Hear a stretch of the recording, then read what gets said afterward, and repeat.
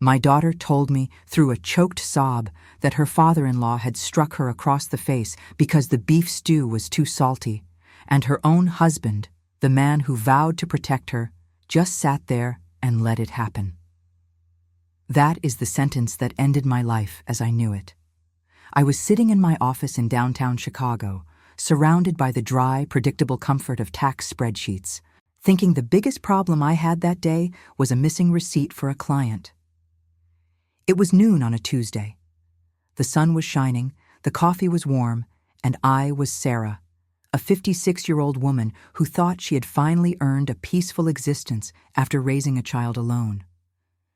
I look back at that woman sitting in the swivel chair and I pity her naivety. I want to shake her. I want to tell her that while she is worrying about numbers, her only child is trapped in a house that looks like a suburban dream, but feels like a prison. You see, when you get to my age, you think you can spot the monsters. You think they look like villains from the movies. But sometimes the monster is a respectable ex-Marine who owns an auto parts store, and his accomplice is a spineless coward in a pressed shirt who calls you Mom. I didn't know that phone call was the beginning of a war. I didn't know that before the sun went down, I would be standing in a designer kitchen, watching a man bleed out, screaming for help that wouldn't come fast enough. I didn't know how far a mother would go when her cub is cornered. But I learned. Oh, I learned the hard way. If you have ever trusted the wrong family, or if you just want to know how a salted dinner turned into a crime scene, you need to hear this story. Click that subscribe button right now, because I am going to tell you the truth about what happens when you push a quiet woman too far. The silence that followed my daughter's confession was heavy, the kind of suffocating quiet that sucks the air right out of the room. I remember staring at the blinking cursor on my computer screen, a meaningless vertical line pulsing in and out of existence, while my entire world collapsed around my ears. Emily wasn't just crying. She was making that sound only a terrified animal makes, a high-pitched, breathless whimper that scraped against the inside of my skull. She tried to apologize to me. Can you believe that? My child, my brilliant, beautiful girl who could recite poetry by heart and manage a classroom of 20 screaming toddlers, was apologizing to me for terrifying me. She told me she shouldn't have called, that she didn't want to worry me, but she didn't know what else to do because her hands were shaking too much to hold an ice pack to her face. I asked her to repeat it, hoping my 56-year-old ears were finally failing me. I prayed for hearing loss. I prayed for a misunderstanding. But she said it again, clearer this time. She told me that Frank, her father-in-law, a man I had broken bread with, a man who had shaken my hand at the wedding with a grip like a vice, had backhanded her across the cheek. And the reason? The reason was so absurd it made me nauseous. She told me the beef stew was too salty. She said he tasted it, spat it onto the pristine tile floor she spent hours cleaning, and then punished her like a disobedient dog. And then came the part that broke my heart into pieces before grinding it into dust. She told me Mark, my son-in-law, the man who had asked me for her hand with tears in his eyes, had just sat there. She said he looked down at his plate, picked up his fork, and kept eating around the meat, pretending his wife wasn't sobbing on the floor 3 feet away. I didn't scream. I didn't cry. A cold calm washed over me, a terrifying clarity that I hadn't felt since the days James and I were navigating our divorce. I told her to listen to me very carefully. I told her to go into the bathroom, lock the door, and stay there until she heard my voice. She tried to argue, telling me that locking the door would only make Frank angrier, that he didn't allow locked doors in his house because it was disrespectful. Imagine that. A man who beats a woman over seasoning, talking about respect. I told her to do it anyway. I told her I was coming, and that I wasn't coming alone. I grabbed my purse, leaving my computer on, my coffee still steaming, and my career abandoned on that desk. I didn't care if the building burned down behind me. I walked out of that office with a singular focus that made the bustling Chicago streets look like a blur of gray static. I got into my car, my hands gripping the steering wheel so hard my knuckles turned white, and I dialed the one number I knew I had to call. James. We hadn't spoken in 6 months, not since a brief, polite exchange about insurance paperwork. Our marriage had ended years ago, a casualty of his job and my ambition, two hard-headed people who couldn't soften up enough for each other. But James was a cop. More than that, he was a father. I knew that the man who had missed anniversaries and birthdays would burn the world down for Emily. He answered on the second ring, his voice gruff, professional. I didn't waste time with pleasantries. I told him everything in 3 sentences. I told him Frank had hit her. I told him Mark had allowed it. I told him to meet me in Naperville. There was a pause on the line, a silence so profound I thought the call had dropped. Then I heard the change in his breathing. It wasn't the heavy sigh of an ex-husband. It was the sharp intake of breath of a predator who just caught a scent. He didn't ask if I was sure. He didn't ask for details. He just told me to drive fast and that he would meet me 2 blocks from the house. He said he was already moving. That drive down I-290 was the longest hour of my life. The highway stretched out like a concrete ribbon of purgatory. Every red taillight felt like a personal insult, every slow driver an obstacle sent by the devil himself. And in that silence, trapped in the hum of the engine and the blast of the air conditioner, the guilt came. It hit me harder than any physical blow could have. I started to replay the last year of my life, the last year of Emily's life, and I saw the cracks I had chosen to ignore. They say love is blind, but I think a mother's hope is the real blinder. I wanted so badly for her to be happy. I wanted her to have the stability I struggled to give her after the divorce. So I ignored the signs. My mind raced back to 4th of July. It was 90 degrees out, humid enough to drink the air, and Emily had shown up to the barbecue wearing a long-sleeved linen blouse. I remembered asking her if she was hot. She had laughed, a brittle high sound that didn't reach her eyes, and told me she was just feeling chilly lately, maybe coming down with something. I had accepted it. Why? Because it was easier than asking to see her arms. Then I thought about the Sunday brunches.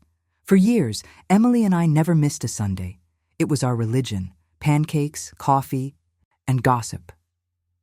But 3 months ago, they stopped. She told me Mark wanted them to start having family time with his parents on Sundays. She said Frank insisted on tradition, that the daughter-in-law's place was at the big family table. I had felt a twinge of jealousy, sure, feeling like I was being replaced by the perfect family Mark came from. But I swallowed it. I told myself it was good she had a big family now. I told myself I was being a selfish, lonely old woman for wanting her to myself. I realized then, gripping that steering wheel, that they had used my own insecurities against me. They knew I wouldn't want to be the meddling mother-in-law. They knew I prided myself on raising an independent woman. So when she pulled away, when she became quieter, when her vibrant spark started to dim into a dull gray compliance, I told myself she was just settling down. I told myself she was maturing. I framed her suffocation as maturity because the alternative was too terrible to consider. I remembered a conversation with Frank a few weeks back. We were at a birthday dinner for Mark. Frank had had a few drinks. His face flushed, that booming voice dominating the restaurant. He had looked at me, pointed a thick finger at Emily, who was cutting Mark's steak for him because he liked it that way, and told me that I had done a decent job raising her, considering I did it without a man in the house. He said she needed a little refining, a little structure, but she was learning her place. At the time, I had bristled. I had made a mental note that he was a chauvinist pig. But I didn't say anything. I smiled a tight, polite smile and took a sip of my wine. I let it slide to keep the peace. God, how much evil do we let slide just to keep the peace? I was crying now, hot tears tracking through the light makeup I had applied that morning for a meeting that no longer mattered. I wasn't crying from sadness, I was crying from rage. I was furious at Frank for his cruelty, at Mark for his cowardice, but mostly, I was furious at myself. I had prided myself on being a strong woman, a perceptive woman. I balanced books for million-dollar companies. I found errors in ledgers that seasoned accountants missed. But I had missed the ledger of my own daughter's pain. I had let them gaslight me into thinking everything was perfect while they slowly broke her spirit. I exited the highway, the suburban streets of Naperville looking manicured and serene. The lawns were green, the fences were white, the flags waved on the porches. It was the American dream packaged and sold to the highest bidder. But now, all I saw was a facade. Behind every closed door, I wondered who else was crying in a bathroom. I saw James's car parked exactly where he said it would be, 2 blocks away, tucked behind a line of oak trees. He was leaning against the hood, still in his uniform. He looked older than I remembered, his hair grayer, the lines around his eyes deeper. But as I pulled up and killed the engine, I saw the man I had married 30 years ago. He wasn't the tired ex-husband. He was the protector. I got out of the car, my legs feeling shaky but my resolve iron hard. I walked over to him. He didn't hug me. He didn't offer comfort. He looked at my face, saw the terror and the fury warring in my eyes, and he nodded. "She's inside?" he asked, his voice low. "In the bathroom," I said, "locked in." "And Frank?" "He's there. And Mark." James adjusted his belt. I saw him check his service weapon, a reflex, a habit. "Let's go get our girl, Sarah." We walked toward the house together. It wasn't a social call. It wasn't a family visit. The sun was dipping lower, casting long, distorted shadows across the pavement. As we approached that perfect house with its perfect landscaping, I felt a shift in the air. I wasn't just Sarah the accountant anymore. I wasn't just a grandmother in waiting. I was something ancient and dangerous. I reached for the doorbell, but my hand stopped. I could hear shouting from inside, not muffled, loud. It was Frank's voice. And then I heard the sound of wood splintering. He was breaking down the bathroom door. I didn't wait for James. I didn't wait for permission. I knew in that split second that my polite, civilized life was over. The woman who followed the rules died on that porch. The woman who opened that front door wasn't asking for permission to enter. She was kicking the gates of hell wide open. I didn't wait for James to give the signal. I didn't wait for the police backup that I knew he hadn't called yet, because this was personal. I pushed that front door open, and it swung inward with a heavy, expensive silence that mocked the chaos erupting inside. The first thing that hit me wasn't the sight of violence, it was the smell. The house smelled wonderful. It smelled of rosemary, slow-cooked beef, and red wine. It was the smell of a Sunday dinner in a magazine spread, the olfactory illusion of a happy home. It made my stomach turn. It was a lie wrapped in aromatherapy, a perfume sprayed over a rotting corpse. We stepped into the foyer. To my left, the living room was immaculate, not a throw pillow out of place. The television was off. The curtains were drawn just so to let in the golden hour light. It was terrifyingly normal. But the sounds coming from upstairs shattered that illusion instantly. I heard the wood give way again, a sickening crack, followed by the sound of Frank's voice booming like thunder in a canyon. He wasn't even screaming in rage. He was shouting with authority, like a drill sergeant correcting a recruit. He was bellowing about respect, about open doors, about how no woman in his house hides from judgment. I ran. My 56-year-old knees, usually complaining about the damp Chicago weather, didn't make a sound. I took those carpeted stairs 2 at a time, fueled by an adrenaline that felt ancient and primitive. James was right behind me, his heavy boots thudding a rhythm of impending justice. When we reached the landing, the scene was frozen for a split second, like a tableau of domestic horror. The bathroom door frame was splintered. Frank was standing there, his back to us, filling the entire hallway. He was a mountain of a man, his shoulders broad and tense. He was leaning into the bathroom, his hand outstretched, gripping something. I didn't think. I screamed his name. I screamed Frank, with every ounce of air in my lungs. He turned slowly. That was the worst part. The slowness. He didn't jump like a guilty man caught in the act. He turned with the annoyance of a man interrupted during an important task.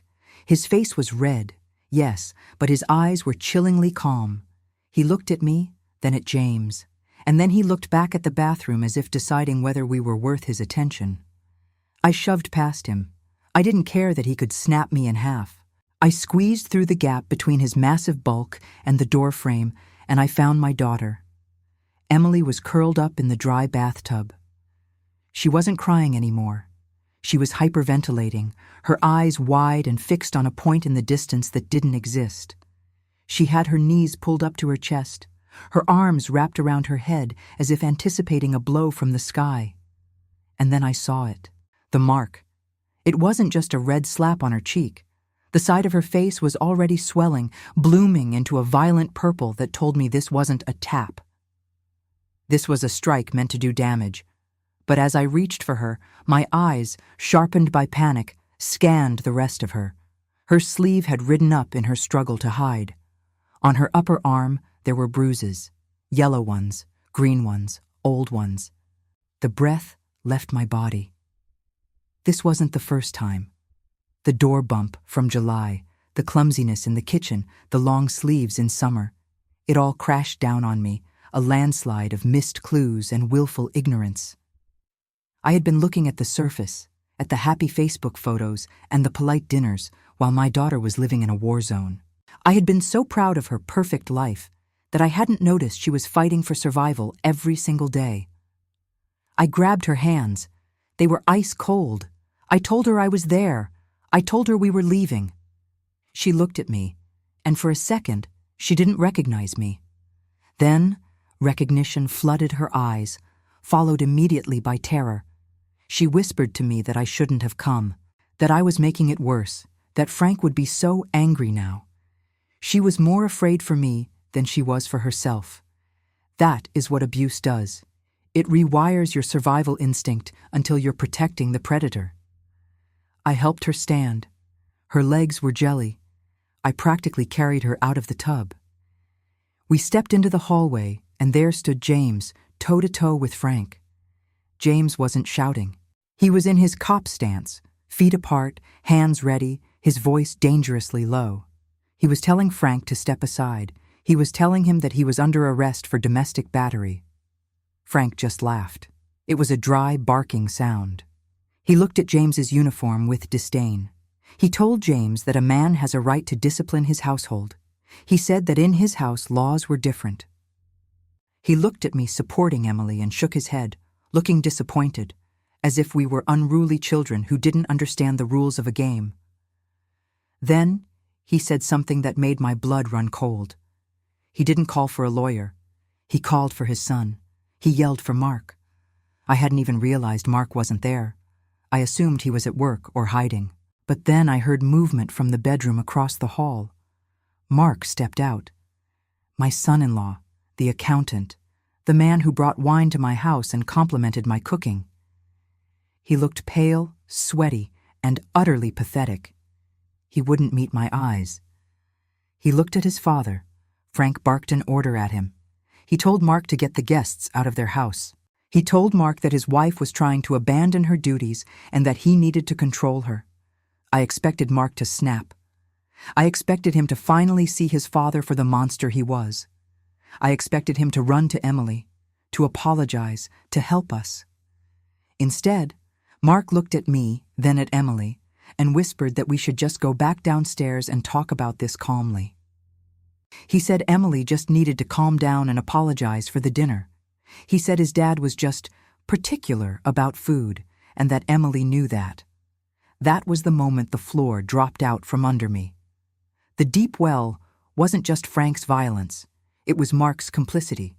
Mark wasn't a victim. He was the jailer. He was the one who locked the cell at night because he was too weak to stand up to the warden.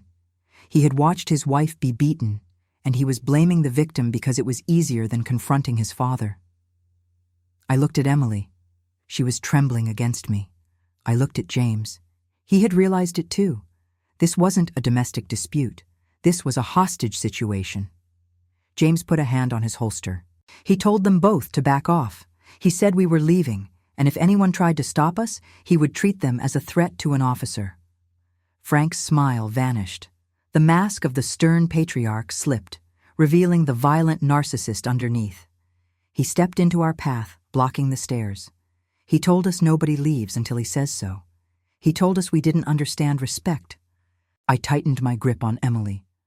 I looked Frank in the eye. I summoned every ounce of matriarchal power I had possessed for 56 years. I told him to get out of my way or I would burn his life to the ground. He didn't move, but his eyes flicked to Mark again, and in that look, I saw the true danger. It wasn't Frank's fists I had to worry about. It was what he could make Mark do. We moved down the stairs in a tense, grotesque procession. James went first, walking backward, his eyes locked on Frank. I came next, supporting Emily, whose legs were dragging as if she were walking through waist-deep water. Frank and Mark followed us, looming like shadows. The air was electric, crackling with the kind of potential energy that precedes a lightning strike. We reached the kitchen, the scene of the crime. The pot of stew was still on the stove, lid askew, steam curling up innocently. A bowl lay shattered on the floor, the evidence of Emily's failure. The gravy was splattered across the white cabinets like dried blood. It was maddeningly trivial. A salted stew, a shattered life. I wanted to get to the front door, but Frank moved faster than a man his size should. He cut through the living room and blocked the exit. He stood there, arms crossed, leaning against the heavy oak door as if he were guarding the gates of a fortress. He told us we weren't leaving yet because we hadn't heard his side. He wanted to educate us. This was the game of masks. Frank needed to maintain the illusion that he was a reasonable man, a man of principle, and that we were the hysterical intruders breaking the sanctity of his home. He started talking, his voice dropping to that reasonable, deep baritone that probably charmed customers at his auto shop. He told James that he respected the badge. Really, he did. He said he was a military man. He understood chain of command. But he said that inside these four walls, he was the commander. He explained, with sickening calmness, that Emily had been disrespectful. He said she had been lazy lately, that her standards were slipping, and that Mark was too soft to correct her. He claimed he was doing Mark a favor, teaching his wife how to be a proper partner. He was trying to gaslight us. He was trying to use the "I'm just an old-fashioned guy" mask to cover up the fact that he was a sadist. He looked at me and actually winked. He told me that I, as a woman of a certain generation, should understand. He said women these days were too loose, too opinionated, and that a little structure was good for them. He tried to recruit me into his madness. I felt a laugh bubble up in my throat, a sharp, hysterical thing. I looked at this man, this dinosaur, and I saw right through him. I didn't see a patriarch. I saw a scared little boy who needed to hit women to feel big. I looked him dead in the eye and told him that the only thing I understood was that he was going to die alone in a prison cell. I told him his structure was nothing but weakness, dressed up as strength. That crack in his armor showed. His jaw tightened. The mask slipped further. He looked at Mark, who was standing by the kitchen island, wringing his hands. Frank's voice changed. It wasn't the reasonable narrator anymore. It was the whip. He insulted Mark. He called him a slur. He asked him if he was going to let his mother-in-law insult his father in his own house. He asked him if he was a man or a mouse. He was pushing buttons he had installed in his son since birth. Mark looked at me. His eyes were watery, pleading. He wanted me to stop. He wanted me to apologize to Frank so the yelling would stop. He was so broken by this man that he would sacrifice his wife to buy 5 minutes of peace. When I didn't back down, when James stepped forward and told Frank to move or be moved, Mark broke. But he didn't break the way I hoped. He didn't scream at his father. He snapped under the pressure of pleasing him. Frank barked a command. He told Mark to get the insurance. I didn't know what that meant, but Mark did. He opened a drawer in the kitchen island, the junk drawer where normal people keep batteries and takeout menus. But Mark didn't pull out a menu. He pulled out a pistol, a black, ugly thing that looked too big for his shaking hand. James froze. The dynamic in the room shifted instantly from a domestic dispute to a lethal standoff. James put his hands up slowly, palms out. He told Mark to look at him. He used his negotiator voice, calm, steady, hypnotic. He told Mark that this was a mistake, that he didn't want to do this. He reminded Mark that he was a good kid, an accountant, not a killer. But Frank was in Mark's other ear. Frank was shouting now, his face purple. He was telling Mark that if he let us walk out of there with his property, meaning Emily, he was no son of his. He was telling him to hold the line. He was inciting violence with every breath. I stood in front of Emily, shielding her body with mine. I looked at Mark, the boy I had welcomed into my family. I saw the conflict tearing him apart. He was shaking so hard the gun barrel was vibrating.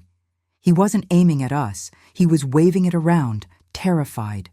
"Mark," I said, my voice cutting through Frank's shouting, "look at Emily. Look at your wife. Do you love her?" Mark's eyes flickered to Emily. For a second, I saw him waver.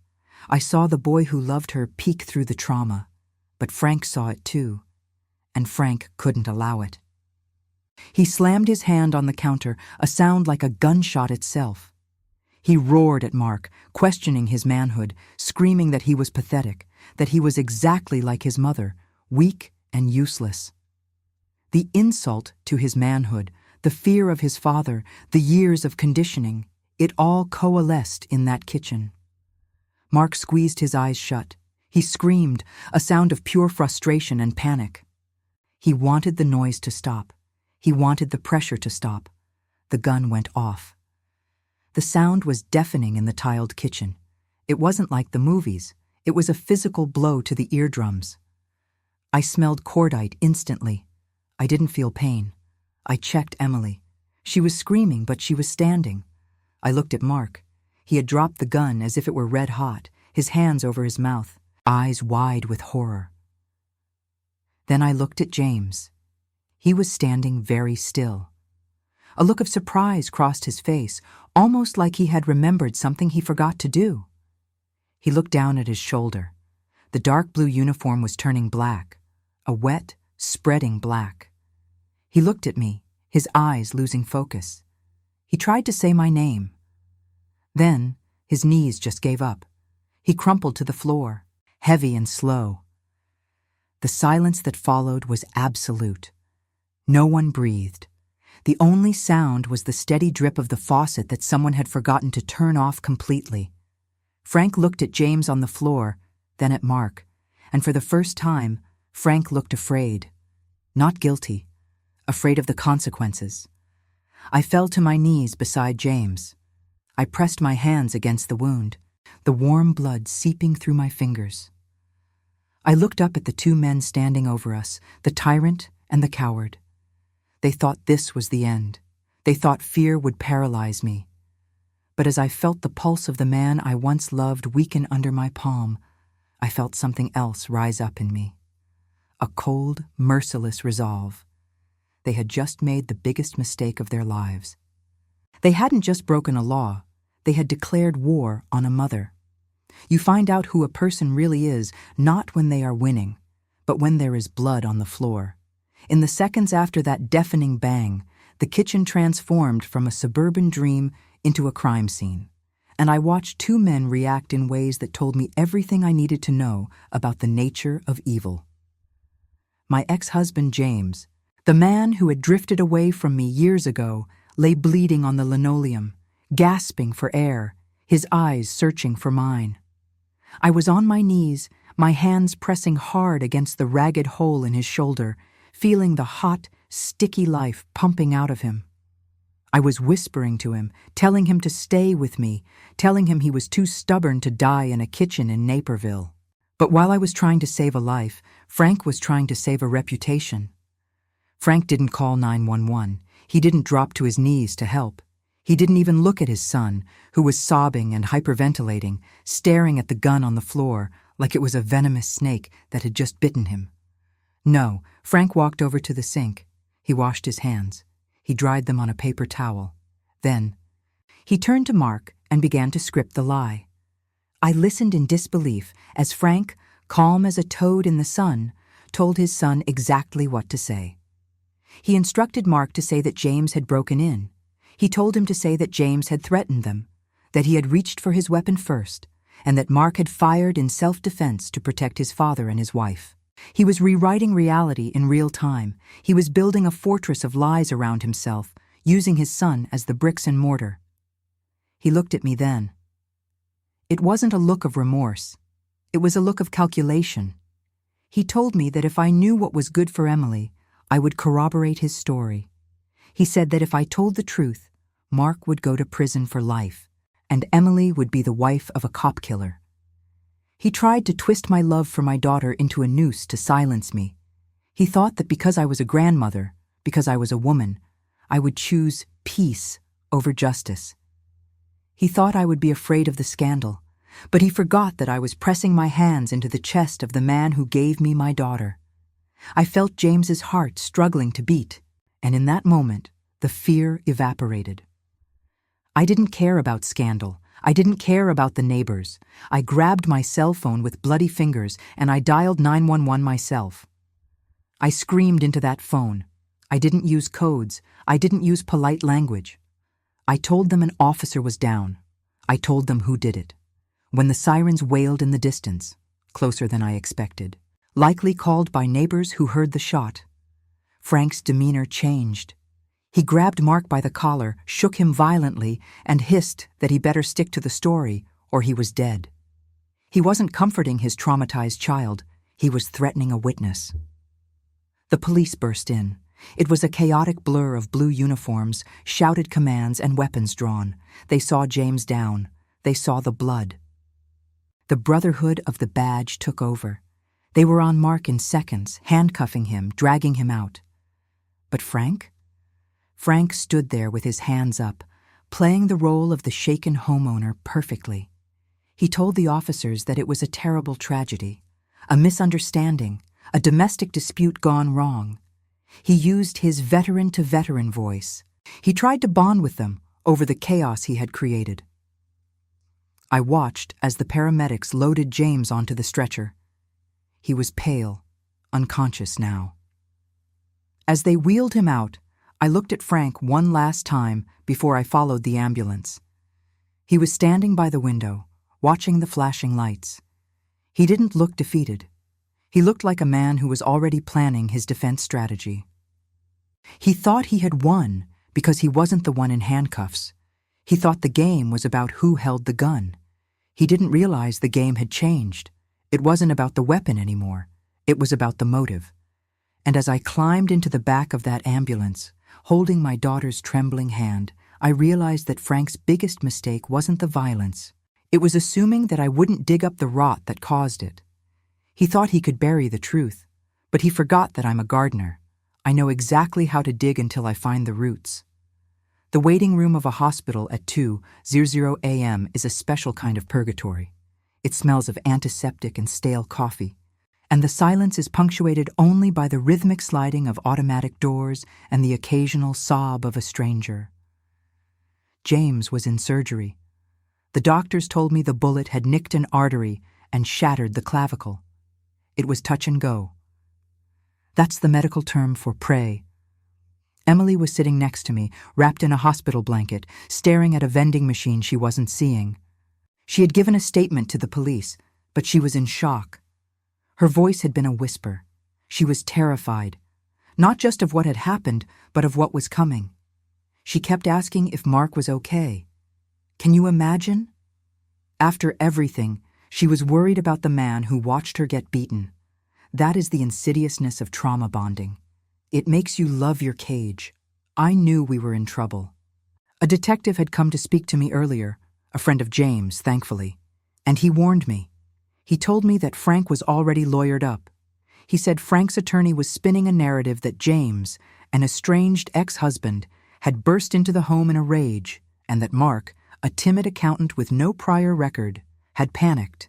They were going to paint James as the aggressor and Frank as the helpless senior citizen. Without James awake to testify, it was our word against theirs. And in the eyes of the law, a homeowner defending his castle has a lot of leeway. I needed something concrete. I needed a weapon that wasn't a gun. I looked at Emily's purse, which the police had allowed us to keep. It was a large, worn leather tote, a teacher's bag. It was heavy. I pulled it onto my lap, looking for tissues, but my hand brushed against something hard and rectangular at the bottom. It wasn't a book. It was a stack of notebooks bound together with a rubber band. I pulled them out. They were lesson planners, the kind teachers use to organize their weeks. But when I opened the one marked with the current year, I didn't see lesson plans for preschoolers. I saw a ledger. Emily, my organized, meticulous daughter, had treated her abuse like a classroom project. She had documented everything.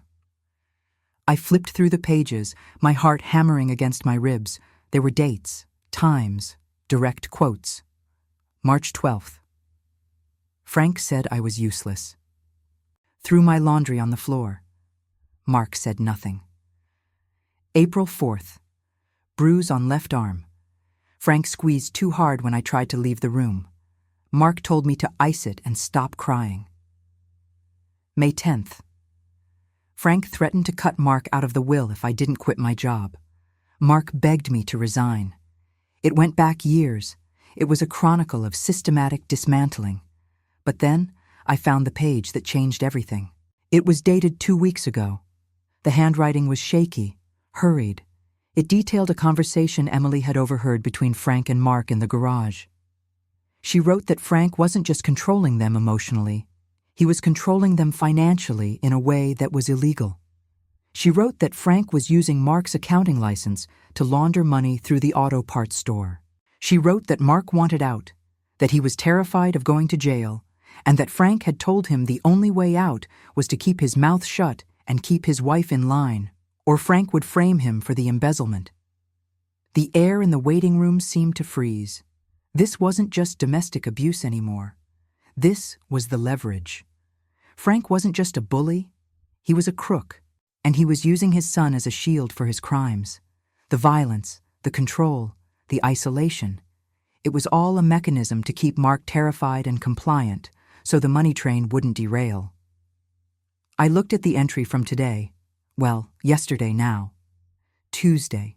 Frank is furious about the dinner. He's looking for a fight. He told Mark that if he didn't handle me soon, he would handle us both. I'm scared. I closed the book. My hands were trembling, not from fear, but from the sheer weight of the ammunition I was holding. This was the incitation. This proved that Frank created the powder keg and lit the match. It proved that Mark's defense of his home was actually a desperate attempt to appease a blackmailer. I looked at Emily. She was dozing fitfully. She didn't even realize she had carried her salvation out of that house in her tote bag. I stood up. I walked over to the detective who was drinking coffee by the nurse's station. He looked tired. He asked if there was any news on James. I told him James was fighting, but then I tapped the notebook against my palm. I told the detective that I had news for him. I told him that I needed him to get a warrant for Frank's business records, and I needed him to bring Mark into an interrogation room away from his father's lawyer. He asked me what I had. I looked him in the eye and told him I had the one thing Frank forgot to account for: a teacher who takes excellent notes. I told him we were going to catch a predator, and we were going to use his own greed as the bait. The next 48 hours were a blur of fluorescent lights, stale coffee, and the quiet scratching of pens on paper. While James lay in a medically induced coma, fighting a battle his body might not win, I was fighting a battle I refused to lose. I handed those journals to the detective, James's old partner, a man with tired eyes and a cynicism that matched my own. I told him to look past the domestic abuse. I told him to follow the money. I explained that a man like Frank doesn't just bully his family for sport. He does it to protect his kingdom. And usually, that kingdom is built on sand. They brought in a forensic accountant. It turns out, when you know exactly where to look, thanks to Emily's terrifyingly detailed notes, the cracks appear quickly. They found the shell companies. They found the transfers that didn't make sense for a local auto parts store. They found the consulting fees paid to Mark for work that never existed. It was classic embezzlement, clumsy and arrogant, hidden only by intimidation. Frank had forced his son to cook the books, making Mark legally liable for every stolen dime. He had set his own child up as the fall guy from day one. I needed to make sure Mark knew that. I asked to see my son-in-law. The detective hesitated, citing protocol, but I looked at him and reminded him that the man in the ICU was my family, and the boy in the cell was the only one who could clear James's name. He gave me 10 minutes. Mark looked like a ghost. He was sitting in the interrogation room, wearing an orange jumpsuit that hung off his frame, shivering despite the heat. He wouldn't look at me. He kept staring at the table, muttering that he was sorry, that he didn't mean to hurt anyone. I didn't yell. I didn't scream. I sat down across from him and placed a photocopy of one of the financial documents on the table. I asked him if he knew what his father was doing right now. I told him that while he was sitting in this cage, facing attempted murder charges, Frank was outside giving interviews to the local news, painting Mark as an unstable, jealous husband who snapped. Mark looked up then. His eyes were red, rimmed with exhaustion. He tried to defend his father. He told me Frank was just old school, that he was trying to protect the family reputation. I leaned in. I spoke to him not as a mother-in-law, but as a woman who had seen the ledger of his life. I told him about the journals. I told him I knew about the laundering. I told him that Frank had structured the business so that if the IRS ever came knocking, Mark's signature was on everything, and Frank's was on nothing. I explained to him, slowly and clearly, that his father hadn't just bullied him. He had meticulously designed Mark to be his human shield. I saw the realization hit him. It wasn't a sudden break. It was a slow, agonizing crumble. The narrative he had clung to for 30 years, that his father was tough but loved him, dissolved. He asked me, his voice trembling like a child's, if Emily hated him. I told him the truth. I told him Emily was terrified of him, but that she was safe now. I told him that he had a choice. He could go to prison for 30 years for a man who would sell him for $1, or he could tell the truth, save himself, and give James justice. I told him that being a man wasn't about protecting Daddy anymore. It was about owning his sins.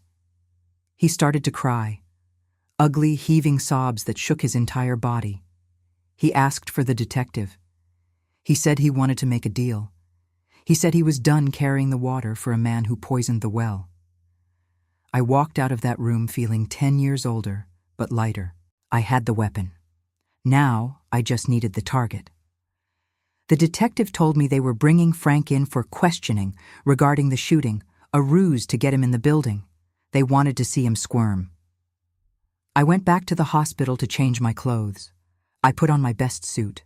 I fixed my hair. I wasn't going to look like a victim when I faced him. I was going to look like the executioner. Tomorrow, Frank was going to learn that age brings wisdom, and sometimes wisdom comes with a sledgehammer. The climax didn't happen in a courtroom with a gavel banging. It happened in the sterile, gray hallway of the police precinct under the hum of an air conditioner that worked too hard. Frank had arrived voluntarily, flanked by a lawyer who cost more per hour than I made in a week. He walked in with that swagger, that chest-out, chin-up bravado of a man who believes he owns the sidewalk. He nodded to the officers like he was reviewing the troops. He thought he was there to sign a statement condemning his mentally unstable son and go home to his pot roast. I was sitting on a bench near the intake desk. When he saw me, he paused. A smirk tugged at the corner of his mouth. That same condescending expression he used when he told me my daughter needed discipline. He walked over to me, ignoring his lawyer's gesture to keep moving. He couldn't resist. He had to twist the knife.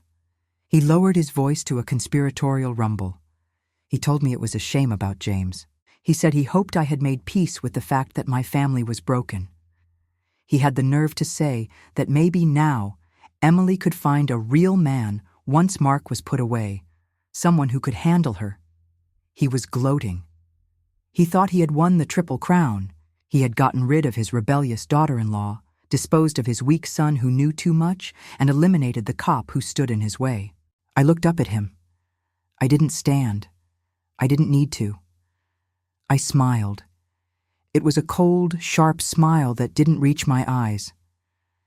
I told him that he was right about one thing. The family was broken. But I told him he was confused about which family.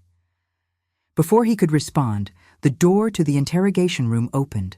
The detective stepped out, followed by 2 uniformed officers. But they weren't looking at me. They were looking at Frank. The detective walked up to us. He didn't offer a handshake. He pulled out a pair of handcuffs. The sound of the metal ratcheting open was the loudest thing in the room. Frank laughed. He actually laughed. He asked if this was a joke. He turned to his lawyer and demanded he fix this misunderstanding.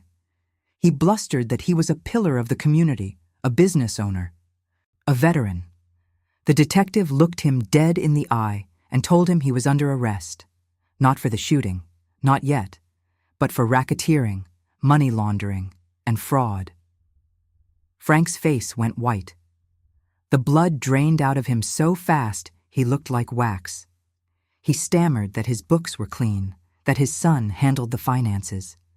He tried to throw Mark under the bus right there in the hallway. And that's when I played my card. I pointed toward the observation window of the interrogation room. The blinds were partially open. Inside, sitting at the metal table with a microphone in front of him, was Mark. He wasn't crying anymore. He was talking. He was pointing at documents. Frank looked through the glass. He saw his son betraying him. He saw the weak link turning into a chain that was wrapping around his throat. I stood up then. I walked close to Frank, close enough to smell the stale tobacco and fear on him. I told him that Mark had told us everything. I told him we knew about the shell companies. I told him we knew about the coercion. And I told him that Mark had agreed to testify that Frank ordered him to pull the trigger. Frank tried to lunge at me. His lawyer had to grab him, and the officer slammed him against the wall. The great patriarch, the man who demanded respect with his fists, was pinned like a butterfly in a display case. He was shouting, cursing his son, cursing me, cursing the world. But nobody was listening to his orders anymore. I leaned in one last time as they hauled him up. I whispered, so only he could hear. I told him that he underestimated women. He thought we were weak because we cried. He forgot that tears clear the eyes so we can aim better. The lobby fell silent as they dragged him away. He looked smaller now, shrunken. The monster was just an old crook in a cheap suit. I watched him disappear through the heavy steel doors. My knees felt weak, but my spirit was soaring. I turned to the detective. He gave me a weary nod. "It's over, Sarah," he said. "Not yet," I replied. "Now I have to go tell my daughter that she's free." It has been 2 years since that Tuesday.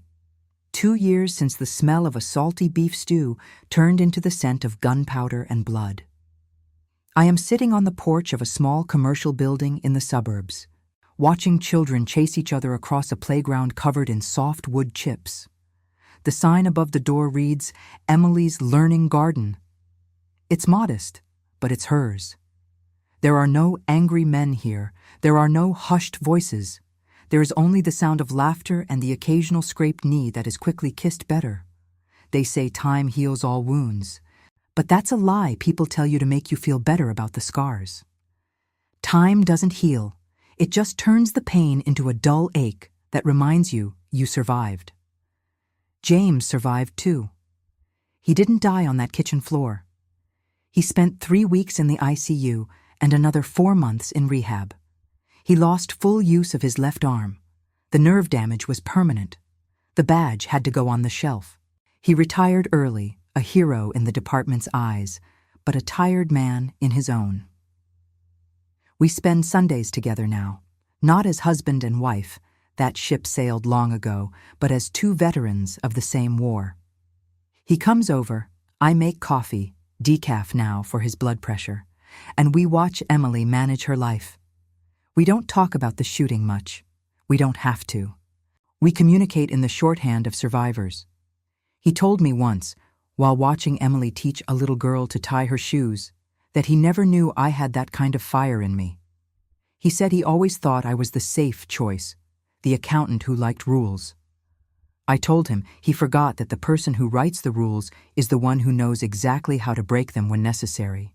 As for the men who tried to break us, justice was served, though it tasted different than I expected. Frank is currently serving a 20-year sentence. The plea deal Mark took, testifying against his father in exchange for a lighter sentence regarding the shooting, sealed Frank's fate. The jury didn't look at Frank and see a respectable business owner. They saw a monster who groomed his own son to be a criminal and then tried to frame him. I heard from a lawyer friend that Frank spends his days in the prison library, writing appeals that no one reads, telling anyone who will listen that he was betrayed by ungrateful women. He is rotting in a cage of his own making, alone, and that is exactly what he deserves. Mark is in prison too, but his sentence is shorter. Attempted manslaughter and fraud. I visited him once about 6 months ago. It was Emily's request. She wanted me to give him the divorce papers personally. She didn't want to see him, but she wanted him to know she wasn't afraid anymore. When I sat across from him through the glass, he looked different. The nervous twitch was gone. He looked resigned, almost relieved. He told me that prison was the first time in his life he felt free, because for the first time, his father wasn't in the room telling him what to think. It was a tragic thing to hear, that a jail cell was more liberating than his childhood home. I didn't offer him forgiveness. That's not mine to give. But I took the signed papers and I walked away without looking back. The hardest part hasn't been the legal battles or the physical recovery. It's been the quiet work of rebuilding Emily's spirit. For the first year, she flinched if a door slammed. She apologized if she dropped a spoon. She was terrified of making decisions. We had to teach her how to be a person again, not just a possession. But looking at her now, directing a group of 5-year-olds with a confident smile, I see the woman she was meant to be. She has a scar on her cheek, a faint white line where the ring on Frank's hand caught her skin that day. She doesn't cover it up with makeup anymore. She calls it her battle stripe. She tells me it reminds her that she is breakable, but also repairable. I've changed too. I'm 58 now. I still do taxes for a few select clients, but my priorities have shifted. I don't worry about keeping the peace anymore. I realize that peace purchased at the cost of your dignity isn't peace, it's submission. I've become the woman people come to when they feel something is wrong in their own families. I've become a sort of neighborhood watchdog for red flags. I see the young wife wearing long sleeves in July, or the husband who speaks over his partner a little too sharply at the grocery store, and I don't look away. I watch, and if I have to, I step in. We tend to think of grandmothers as soft, baking cookies and knitting sweaters, and we are that. But we are also the keepers of the history. We are the ones who have seen the cycles repeat. We know that monsters don't live under the bed. They sit at the head of the dinner table. And we know that sometimes the only thing standing between a tyrant and his victim is an old woman with a notebook and a spine of steel. I look at my daughter, free and building her own legacy. I look at James, scarred but standing guard on the porch. And I look at the empty chair where fear used to sit. We filled it with courage. If there is one thing I want you to take away from my story, it's this. Trust your gut. If the stew tastes too salty, maybe it's just salt. But if the silence at the table feels heavy, if the apologies come too often, if you feel small in your own home, listen to that feeling. Flip the table if you have to. Break the china. Scream. Do whatever it takes to remind them that you are not furniture. You are the foundation. And if the foundation shifts, the whole house comes down. I'm going to go pour a cup of coffee and sit with James now. The sun is setting, and for the first time in a long time, I'm not afraid of what the dark might bring. Thank you for listening to an old woman's war story. It means the world to me that I could share this truth with you. If this story touched a nerve, or if you've ever had to fight for your own peace, I'd love to know where you're watching from. Drop your city in the comments below. It makes the world feel a little smaller, a little less lonely. And please, hit that subscribe button. There are so many more stories locked in the hearts of women like me, and together we can make sure they're finally heard. Stay safe, stay strong, and never let anyone tell you you're just anything.